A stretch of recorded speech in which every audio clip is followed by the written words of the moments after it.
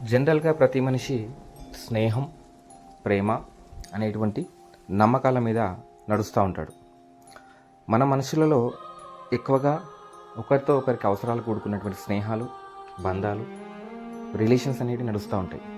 ప్రతి రిలేషన్, ప్రతి ప్రేమ, ప్రతి స్నేహం నడవాలన్నా వాళ్ళ మధ్యన సహజీవనం చేసేది ఒక నమ్మకంతో నడుస్తూ ఉన్నాయి అన్నీ.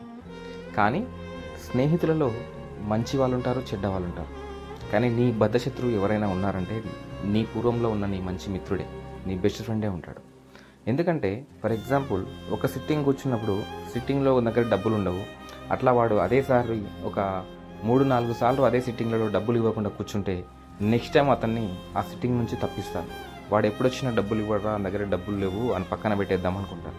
అంటే డబ్బులతో కూడిన స్నేహాలు ఉన్నాయి, మంచితో కూడిన స్నేహాలు ఉన్నాయి. నీకు ఏదన్నా జరిగిన నీ భావాలు తెలుపుకోవడానికి బెస్ట్ ఫ్రెండ్ అనే ఒక అతను ఉంటే అతనికి నువ్వు చెప్పుకుంటావు, నీ సీక్రెట్స్ అతనికి చెప్పుకుంటావు.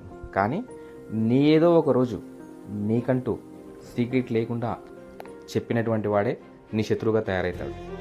ఎందుకనంటే నీ సీక్రెట్స్ నువ్వే దాచుకోలేనప్పుడు ఇంకొకరి దగ్గర ఎలాగుంటాయి, వాడే ఇంకోటి చెప్పడానికి ప్రయత్నం చేస్తాడు. సో ఎప్పుడైనా నీ శత్రువులు నీ పక్కన వాళ్ళే ఉంటారు.